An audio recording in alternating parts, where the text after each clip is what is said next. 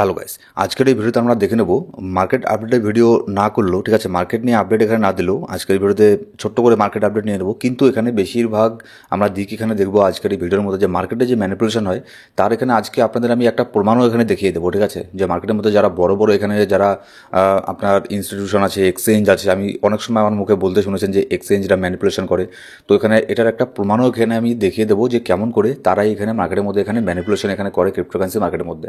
তার সাথে কিছু কয়েনের আপডেট নিয়ে নেবো, এপিটির মধ্যে অনেক ডাম্প হচ্ছে, কেন ডাম্প হচ্ছে সেটাও দেখে নেবো কোন কারণে। আর এখানে বুল মার্কেট আসার আগে এখানে মার্কেটের মধ্যে কিছু জিনিস আছে, সেটা না হলে বুল মার্কেট এখানে আসবে না। ঠিক আছে, তো সেটা কোন ক্ষেত্রে বুল মার্কেট আসবে সেই সব জিনিসগুলো দেখে নেবো যে কোন জিনিসগুলো এখানে হওয়া অত্যন্ত জরুরি, যাতে এখানে মার্কেটের মধ্যে একটা অল্ট সিজন এখানে আমরা দেখতে পারি। সরি, বুল মার্কেট তো অলরেডি বুল মার্কেটের মধ্যে আছি, সেটা শুধুমাত্র বিটকয়েনের জন্য হয়েছে, কিন্তু অল্ট কয়েনের জন্য কোনো বুল মার্কেট এখনো পর্যন্ত এখানে শুরু হয়নি। তো ভিডিও শুরু করার আগে ছোট্ট একটা ডিসক্লেমার দিয়ে শুরু করবো। এবার সবার আগে আমরা দেখে নেবো যে গোটা ক্রিপ্টোকারেন্সি মার্কেটের ফিয়ার অ্যান্ড গ্রিড ইন্ডেক্স যদি দেখি, বর্তমানে চলছে 49 স্কোর চলছে। গতকালকে এখানে আপনার নিউট্রাল ছিল, আজকেও নিউট্রাল, কিন্তু গতকালকে ছিল 54 স্কোর ছিল, এখন 49। মার্কেট যদি এরকম থাকে তাহলে কালকে দেখবেন মার্কেট আবারও ফিয়ারের মধ্যে চলে এসেছে। ঠিক আছে, এবার যদি গোটা এখানে ক্রিপ্টোকারেন্সিকে একটুখানি এক নজরে এখানে দেখে নিই তাহলে দেখতে পারবেন এটা হচ্ছে ডেইলি টাইম ফ্রেম। ঠিক আছে, এখানে তেমন কোনো পাম্প কয়েনের মধ্যে দেখতে পাচ্ছি না। তো মোটামুটি এখানে সকালের দিকে সকালের থেকে দুপুরের দিকে মোটামুটি একটুখানি পাম্প এখানে করছিল, অল্ট কয়েনগুলো ওভারঅল সব কয়েনই পাম্প করছিল।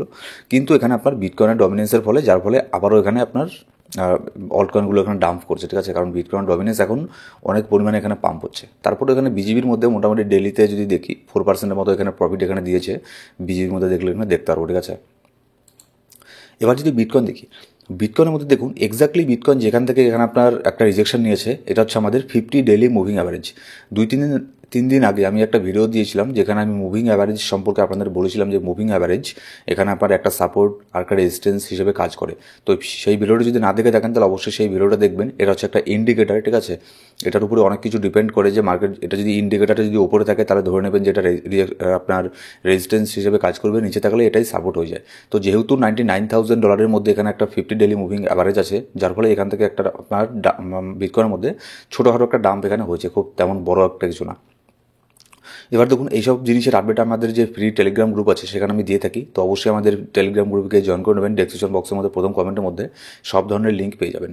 বিটকয়েনের মধ্যে দেখুন বলার মধ্যে এখানে তেমন কোনো কিছু নেই, গতকালকে যে আপডেট দিয়েছি সেটাই এখন বর্তমানে মার্কেটের মধ্যে আপডেট ভ্যালিড এখনও পর্যন্ত আছে, কারণ এখন নিউজের উপরই মার্কেট এখানে রিয়াক্ট এখন বর্তমানে করবে।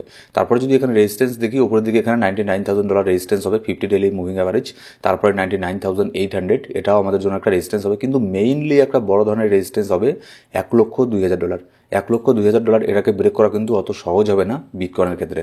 তো দেখতে পাচ্ছেন বিটকয়েনের মধ্যে ছোটোখাটো একটা এখানে ডাম্প হচ্ছে, যার ফলে কিন্তু একটু আগে বিটকয়েনের মধ্যে একটা ভালো পাম্প হয়ে গেল, তারপরে এখানে বিটকয়েনের মধ্যে এখন মোটামুটি একটা ডাম্প এখানে হচ্ছে, যার ফলে এখানে দেখুন বিটকয়েনের যে ডমিনেন্স আছে, বিটকয়েনের ডমিনেন্স এখানে আপনার হু হু করে এখানে আপনার পাম্প হচ্ছে। এবার এই বিটকয়েনের ডমিনেন্স আমি শর্ট টার্মে নিই, আমি মান্থলি ক্যান্ডেলের মধ্যে বিটকয়েনের ডমিনেন্সকে আপনাদেরকে দেখাচ্ছি। আপনাদের ভিডিওর শুরুতে বললাম না যে অল্ট সিজন আসার আগে কিছু জিনিস এখানে মার্কেটের মধ্যে হতে লাগবে, যেটা হচ্ছে দেখুন যদি আমরা এখানে কম্পেয়ার করি লাস্ট, এটা কিন্তু মান্থলি ক্যান্ডেল। ঠিক আছে, মানে একটা ক্যান্ডেল মানে এক মাসের। এবার যদি আমরা এখানে 2020-এর শেষের দিকে এখানে আসি, 2020-এর শেষের দিকে এখানে বিটকয়েন ডমিনেন্স কোথায় গিয়েছিল দেখুন, 71%-এ গিয়েছিল 2020-এর নভেম্বর ডিসেম্বরের দিকে। এবার 2019-এর আগস্ট মাসে কিন্তু আরও একবার বিটকয়েন ডমিনেন্স সেম এই জোনের মধ্যেই গিয়েছিল। ঠিক আছে, যার ফলে কিন্তু অল্ট কয়েনের মধ্যে হিউজ পরিমাণে এখানে আপনার ডাম্প হয়েছিল। তারপরে এখানে দেখুন, তারপরে মার্কেট এখানে বিটকয়েন ডমিনেন্স নিচের দিকে নামা এখানে শুরু করে, সবাই এখানে ভাবলো যে না এবার হয়তো অল্ট সিজন শুরু হয়ে গেছে, বিটকয়েন ডমিনেন্স এখান থেকে নিচে নামা মানে অল্ট কয়েনের মধ্যে পাম্প হওয়া। সবাই ভাবলো যে মার্কেট এবার বুল মার্কেট এখানে শুরু, আর কেউ এখানে কোথাও কিছু আটকাতে পারবে না। কিন্তু এখানে 57% থেকে বিটকয়েন ডমিনেন্স আবারও এখানে চলে গেল 71%। ঠিক আছে, 57 থেকে চলে গেল এখানে 71%, 10%-এরও বেশি। 10% বিটকয়েন ডমিনেন্সের মধ্যে পাম্প হওয়া মানে অল্ট কয়েন 30%, 40% ডাম্প হওয়া, যেরকমটা আমাদের কয়েকদিন আগে এখানে আপনার হয়ে গেল, তার থেকেও বেশি এখানে ডাম্প হয়েছে তখন। ঠিক আছে, কিন্তু তারপরে এখানে দেখুন যখনই সব বেশিরভাগ রিটেল ইউজার এখানে মার্কেটে এটা ভাবা শুরু করলো যে এখানেই হয়তো অল সিজন শেষ, তারপরে এখানে দেখুন বিটকয়েন ডমিনেন্সের মধ্যে সেই যে কন্টিনিউয়াসলি এখানে আপনার ডাম্প এখানে চললো একদম, এখানে আপনার 2021 সাল পর্যন্ত কন্টিনিউয়াসলি এখানে ডাম্প ছিল। 2020 শেষের থেকে এখানে 2021 পর্যন্ত এখানে বিটকয়েনের মধ্যে ডমিনেন্সের মধ্যে এখানে ডাম্প এখানে হয়, যার ফলে আমরা তখন এখানে একটা অল সিজন এখানে দেখেছিলাম। ঠিক আছে, তো এটা হচ্ছে এবার যতক্ষণ না বিটকয়েন ডমিনেন্সের মধ্যে একটা ডাম্প হবে ততক্ষণ পর্যন্ত অল্ট কয়েন এখানে আসবে না। আর 2 নম্বর জিনিসটা কি, 2 নম্বর জিনিসটা হচ্ছে ইথেরিয়াম। দেখুন বিটকয়েন তো বিটকয়েনই, কিন্তু তারপরেও অল্ট সিজন আসার জন্য কিন্তু ইথেরিয়ামও অনেক বড় একটা রোল মার্কেটের মধ্যে প্লে করে, ঠিক আছে।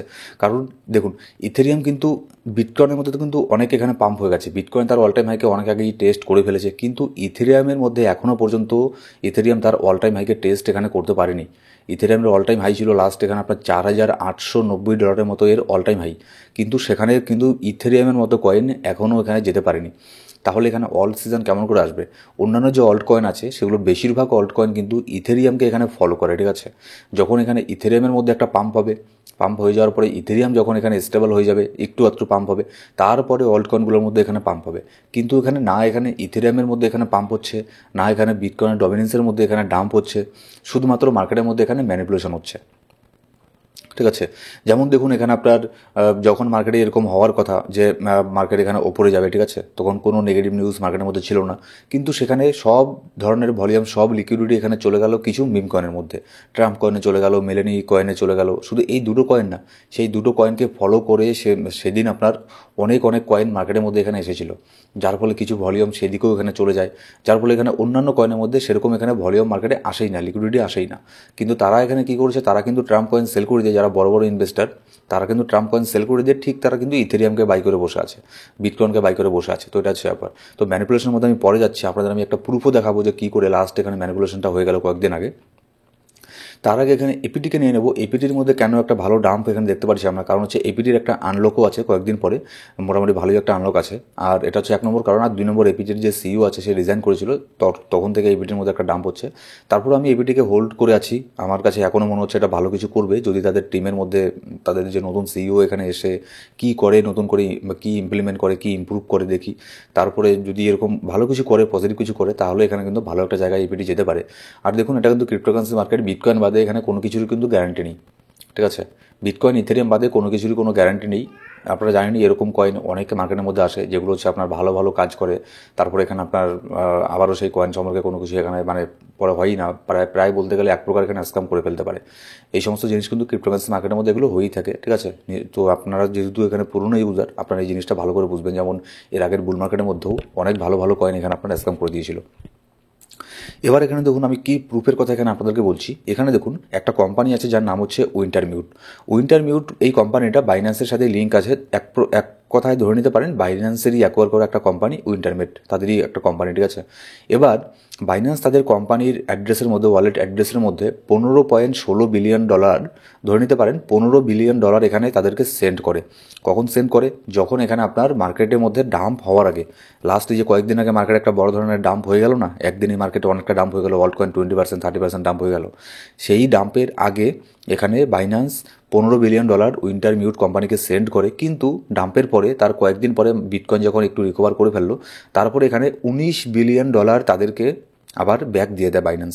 মানে বাইন্যান্স সেন্ড করলো $15 বিলিয়ন, কিন্তু উইন্টারমিউট এখানে সেন্ড করলো $19 বিলিয়ন।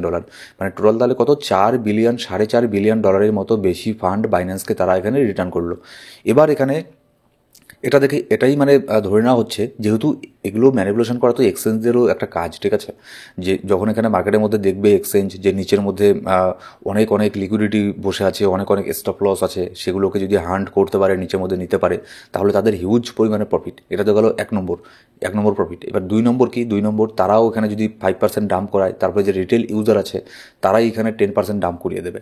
তাহলে কী হবে? তাহলে এখানে লাস্টে 15%, 20% নিচের মধ্যে তখন বাইন্যান্সেরই মতো কোম্পানি আপনার ভালো ভালো প্রজেক্টের উপরে নিচের মধ্যে এখানে ডিপ বাই করে ফেলবে।